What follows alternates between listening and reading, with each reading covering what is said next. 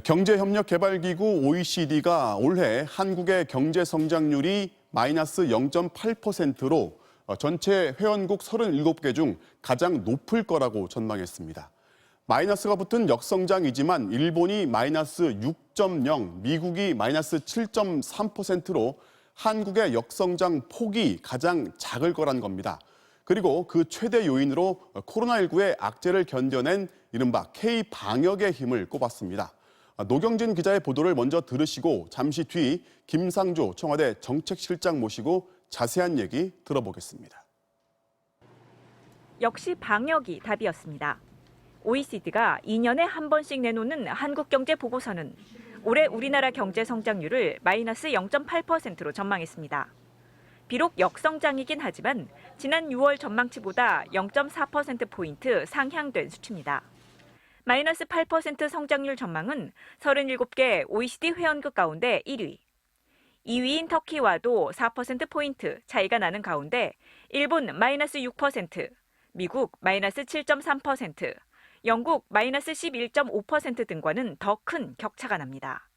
OECD는 코로나19로 전 세계 경제가 크게 위축됐지만 한국은 봉쇄 조치 없이 방역에 성공해 경제도 가장 선방했다고 평가했습니다. 3차 추경까지 이어진 재정 지출에 대해서도 적절한 위기 대응이었다고 분석했습니다. 방역과 관련하여서 굉장히 신속하고 적극적으로 대처를 하면서도 또 동시에 경제 활동에 대해서 마비를 시키지 않을 수 있었다라는 데서 문제는 앞으로입니다. 우리 경제의 동력인 수출은 이달 들어서도 마이너스 23%를 기록하는 등 부진을 면치 못하고 있습니다. 코로나로 세계 경기 회복이 더뎌지면 우리 수출도 빠르게 좋아지긴 어렵습니다. 올 상반기 재정 적자가 111조 원으로 역대 최대를 기록한 가운데 급증하는 실업, 가계와 기업 부채도 큰 부담입니다.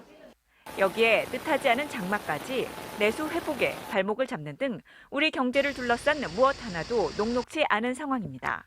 주요국 대비 상대적으로 선방할 것이라는 점은 저희 예상과도 같습니다.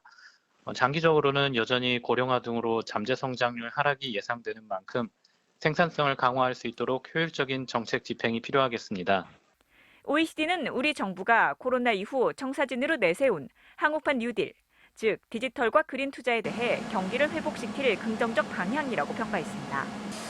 다만 증세 등을 통한 재정 건전성 확보, 그리고 비정규직과 고령, 빈곤층 등 취약계층에 대한 사회 안전망 강화 등이 병행돼야 한다고 조언했습니다.